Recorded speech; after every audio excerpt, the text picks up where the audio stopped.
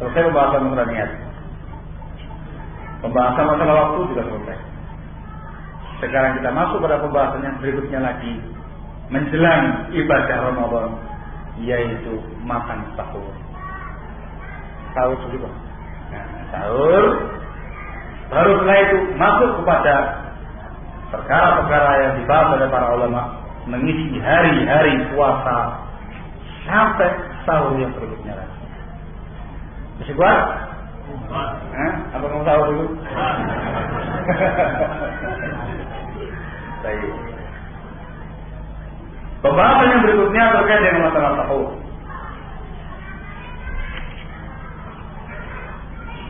Sahur ini kaum muslimin yang saya cintai dan saya hormati, merupakan sunnatul Rasul alaihi salatu wasallam yang sangat ditekankan. Hukumnya sunnatul muakkadah, sunnah yang sangat ditekankan hukumnya. Sebagai ulama bahkan ada yang mengatakan wajib, tapi yang benar sunnah yang sangat ditekankan, sunnah muakkadah. Di antara yang menunjukkan penekanannya ialah sabdanya Rasul sallallahu alaihi wasallam, "Tatahharu fa inna fis sahuri barakah." Hendaklah kau makan sahur, sebab pada makan sahur itu ada barokahnya. Ini hadis Anas bin Malik muttafaqun alaih. Jika belum mengatakan lagi, fadlu ma baina qiyamina wa qiyami ahli kitab aqlatus sahur. Perbedaan antara puasa kita kaum muslimin dengan puasanya ahli kitab itu makan sahurnya. Ini hadis riwayat Muslim dari sahabat Amr bin As.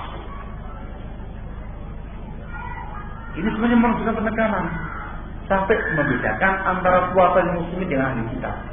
Kalau kamu nggak pernah tahu, tasyabbuh dengan orang ahli kitab puasanya Anda. Terkait dengan masalah hukumnya sunnatul muakkadah. Ada pun keutamanya. Di bawah kata dia namanya sahur itu barokah. Fa inna fis sahuri barokah. Makan sahur itu barokah. Makanannya pun didoakan barokah. Oleh Rasulullah sallallahu alaihi wasallam. Disebutkan dalam hadis yang diriwayatkan oleh Abu Hurairah Abu Hurairah radhiyallahu anhu, Rasulullah mengatakan, "Innallaha ja'ala al-barakata fis sahur." Sesungguhnya Allah Subhanahu wa taala menjadikan barakah itu pada makan sahur. Keutamaan yang kedua, Allah Subhanahu wa taala dan juga para malaikatnya ini bersolawat untuk orang-orang yang makan sahur. Ini disebutkan dalam sebuah hadis yang diriwayatkan dari sahabat Abu Sa'id Al-Khudri radhiyallahu ta'ala anhu wa arda. Karena inna Allah wa malaikatahu yusalluna 'alal mutasahhirin. Allah dan para malaikatnya itu bersalawat kepada orang-orang yang makan sahur. Luar biasa. Dan pengertian Allah salawat kepada mereka, Allah Taala menyanjung mereka, memuji mereka di hadapan para malaikatnya. Ini terkait dengan masalah keutamaan, sangat besar keutamaannya. Barokah, makanan barokah, dan orangnya juga didoakan kebaikan oleh Allah Subhanahu wa taala, dan juga itu merupakan sunnahnya Rasulullah sallallahu alaihi wasallam. Kemudian terkait dengan masalah apa yang harus dimakan. Apa yang harus dimakan? Jawabannya sesuatu yang halal yang bisa kamu makan. Karena Rasul mengatakan walaupun dengan seteguk air kamu harus upayakan untuk mengkonsumsi yang namanya sahur. Disebutkan dalam hadis, beliau mengatakan tatahharu walau bijur'atin min ma'. Hendaklah engkau memakan sahur walaupun dengan seteguk air. Ini riwayat Abu Ya'la dari sahabat Anas bin Malik radhiyallahu ta'ala anhu dengan sanad yang hasan diriwayat. Sehingga itu menunjukkan minimal dan penekanan sahur itu dengan sesuatu yang mungkin dimakan. Enggak ada apa-apa yang dengan air. Ada sesuatu yang dimakan, ada kue makan kue, ada kurma makan kurma, ada apa makan apa. Yang lebih afdal ialah makan nasi. Yakul makan ya. Kenapa? lebih memperkuat pada dia dan memperkuat dia untuk melaksanakan ibadah puasa. Yang disunahkan ialah memakan kurma. Memakan kurma itu juga dalam beberapa riwayat. Kemudian terkait dengan masalah waktu sahur, yang disunahkan oleh Rasulullah SAW ialah takhirus sahur, mengakhirkan waktu sahurnya sampai mendekati fajar shadiq. Ini dengan beberapa hadis. Yang pertama hadis Zaid bin Thabit radhiyallahu ta'ala anhu, muttafaqun alaih kepada Muslim. Dia memisahkan, saya pernah makan sahur bersama dengan Rasul sallallahu alaihi wasallam. Ditanya oleh Anas bin Malik, berapa jarak antara makan sahur itu dengan sholat? Dikatakan oleh Zaid bin Thabit, qadra 50 ayat. Seukuran 50 ayat. Jarak antara sahur dan azan dan sholat 50 ayat. Orang kalau baca ayat jumlah ini kira-kira berapa jam?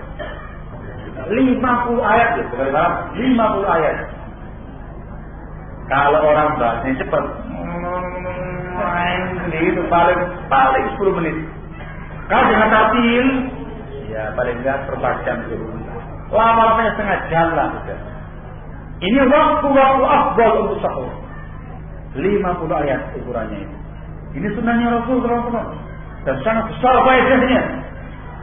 Faedahnya di antaranya ialah kalau waktu sahurnya mendekati azan subuh, begitu Anda selesai makan sahur, nafas sebentar, sudah azan subuh, siap untuk menjalankan ibadah puasa dalam keadaan perut masih penuh, masih kenyang, badan masih sehat. Lain halnya kalau orang itu sahurnya jam 2 malam, jam 3 malam, jam 3 malam, paling sahur 1 piring, Pak. Kayak gitu Pak ya, 1 piring paling.